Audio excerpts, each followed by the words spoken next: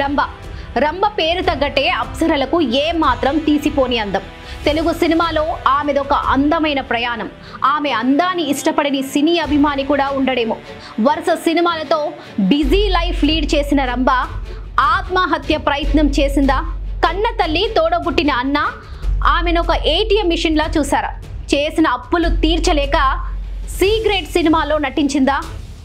కొడుకుని కంటేనే మొదటి భార్యకు విడాకులు ఇస్తానని కట్టుకున్న భర్త కండిషన్ పెట్టాడా? సినీ అభిమానుల గుండెల్లో చెరగని ముద్ర వేసుకున్న రంభ నిజ జీవితంలో అనుభవించిన బాధలు తెలుసుకునే ముందు మీరు ఇప్పటి వరకు మన ఛానల్ని సబ్స్క్రైబ్ చేసుకొని నోటిఫికేషన్ల కోసం బెల్ ఐకాన్ని నొక్కండి. నటి రంభ అసలు పేరు విజయలక్ష్మి.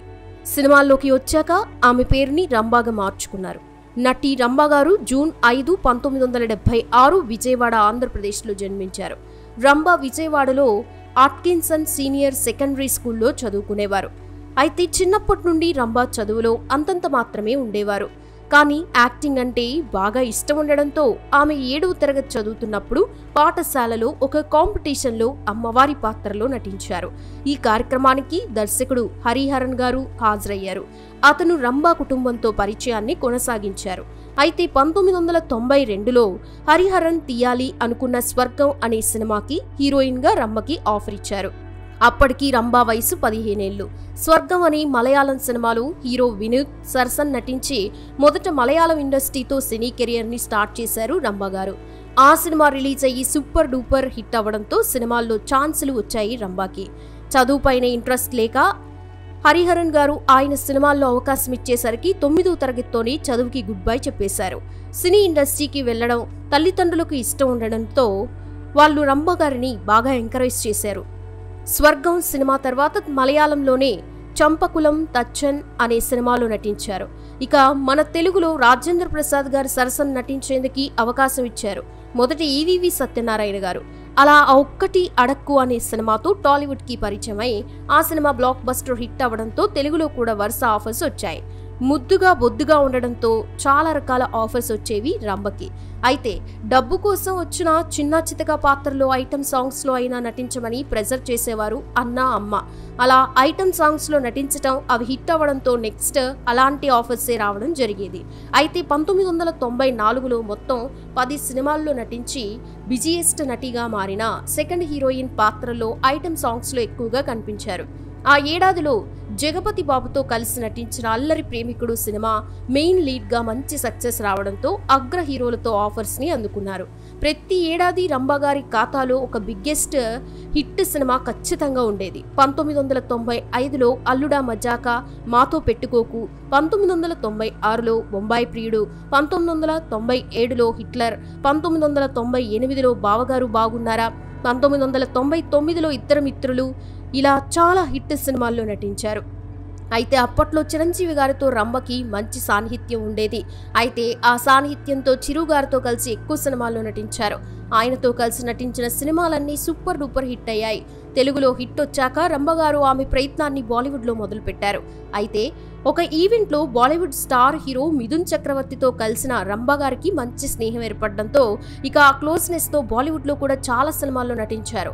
అయితే బాలీవుడ్లో కూడా ఎక్కువగా ఐటమ్ సాంగ్స్ ఆఫర్ రావడంతో కన్నడ, మలయాళం సినిమాల్లో కూడా చాలా సినిమాల్లో నటించారు రంభ గారు. సినిమా ఆఫర్స్ తగ్గడం, మళ్ళీ సినిమాల్లో రీ ఇన్నింగ్స్ ఇవ్వాలి అని లైలా, జ్యోతిక, రంభ గారు మెయిన్ లీడ్గా 3 రోజెస్ అనే సినిమాని 2003లో ఆమె అన్న సహాయంతో నిర్మాతగా సినిమా నిర్మించారు.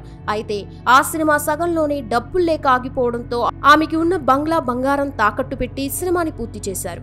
అయితే ఆ 3 రోజెస్ సినిమా రిలీజ్ అయ్యి బాక్సాఫీస్ దగ్గర డిజాస్టర్ అయింది. దాంతో వడ్డీల కోసం అప్పు తెచ్చిన వాళ్ళు వేధిస్తూ ఉంటే ఆమెకి ఉన్న బంగ్లాని అమ్మేసి అప్పులు తీర్చడానికి ప్రయత్నించారు. కానీ ఆ బంగ్లా అమ్మిన డబ్బులతో కూడా ఆమె అప్పులు తీరలేదు. దీంతో 2004 నుండి రంభ కుటుంబంతో కలిసి ఒక అద్దె ఇంట్లో ఉండేవారు. అలాంటి కఠినమైన పరిస్థితుల్లో ఉన్నప్పుడు భోజ్పురి సినిమాల్లో శృంగార పాత్రల్లో అవకాశం రావడం, ఇంకా డబ్బుల కోసం చేసేదేమీ లేక తల ఊపి ఆ సినిమాలో శృంగార పాత్రల్లో నటించారు. అయితే అవి రిలీజ్ చేయకుండా DVD క్యాసెట్స్ ద్వారా ఇతర దేశాలకి అమ్ముతూ ఉండేవారట. అయితే కొన్ని కారణాల వల్ల భోజ్పురి సినిమాల్లో కూడా నటించకుండా ఈమెని బ్యాన్ చేయడంతో ఇక చేసేదేమీ లేక సినిమాల్లో కొన్ని ఐటమ్ సాంగ్స్లో చేశారు. అయినా ఆర్థికంగా ఇబ్బందుల్లోకి వెళ్ళిపోవడంతో డిప్రెషన్కి గురయ్యారు రంభగారు. అలాంటి సమయంలోనే ఆమె తుది శ్వాస విడవాలని కూడా అనుకున్నారు. ఆమె తల్లి ఇక రంభ చేసే పనిని చూసి వెంటనే హాస్పిటల్లో జాయిన్ చేసి ఆమెను కాపాడారు. ఇక అప్పటికి 35 ఏళ్ల వయసు రావడం, చేతిలో డబ్బులు లేని స్థితిలో ఉండడం, అలానే రంభగారు ఎక్కువగా ఒంటరిగా ఉంటూ డిప్రెషన్కి లోనవడంతో ఎలా అయినా తనకి ఒక తోడును తెచ్చి వివాహం చేయాలి అని కుటుంబ సభ్యులు అనుకున్నారు. కానీ చేతిలో చిలిగవలేకపోవడంతో రంభని సినిమాల్లో చూసి ఆమెను ఎలాగైనా పెళ్లి చేసుకోవాలనుకున్న ఒక శ్రీలంక తమిళ వ్యాపారవేత్త ఆమెను పెళ్లి చేసుకుంటా అని ముందుకు రావడం, అలానే వాళ్ళ అప్పుల్ని తీరుస్తా అనడంతో రంభ కూడా పెళ్లికి ఓకే చెప్పారు. అలా ఇంద్రకుమార్ పద్మనాభిని ఏప్రిల్ 8, 2010 తిరుమలలో కర్ణాటక మండపంలో వివాహం చేసుకుని కెనడాలో సెటిల్ అయిపోయారు. అయితే అప్పటికే ఇంద్రకుమార్ వివాహం జరగడం, పిల్లలు ఉన్నా కూడా రంభని పెళ్లి చేసుకున్నారు.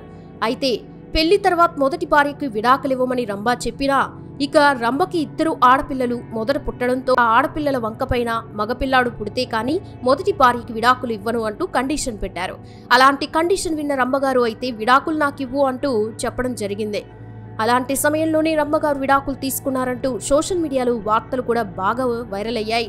కానీ అప్పటికి ఫ్యామిలీ లైఫ్లో మొత్తం ఇన్వాల్వ్ అయిన రంభగారు ఇంద్రకుమార్ పైన ఫైనాన్షియల్గా డిపెండ్ అవ్వడంతో అన్ని రకాలుగా డబ్బుని ఆమె చేతికి రాకుండా బ్లాక్ చేశారు.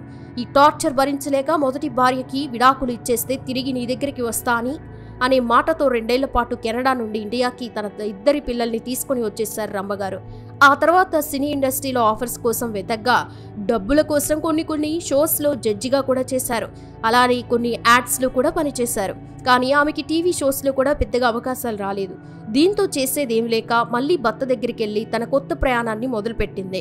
ఇక భర్త కూడా తన మాటకి రాజీ అవ్వడంతో ఇక తిరిగి మళ్ళీ కెనడాకి వెళ్ళిపోయారు. ఆ తర్వాత మళ్ళీ ఆమె 2018లో ఒక మగబిడ్డకి జన్మనిచ్చారు. ప్రస్తుతం భర్తతో కెనడాలో ఆమె 3 పిల్లలతో ఉంటున్నారు. ఇది ఫ్రెండ్స్ నటి రంభ జీవిత విశేషాలు. రంభ నటించిన సినిమాల్లో మీకు నచ్చిన సినిమా ఏంటో కామెంట్ సెక్షన్లో కామెంట్ చేయండి. చూసారు కదా ఫ్రెండ్స్, ఈ వీడియోపై మీ అభిప్రాయాన్ని కామెంట్స్ రూపంలో చెప్పండి. వీడియో నచ్చినట్లయితే లైక్తో పాటు షేర్ కూడా చేయండి. మరిన్ని ఇంట్రెస్టింగ్ వీడియోస్ కోసం మా ఛానల్ని సబ్స్క్రైబ్ చేయండి.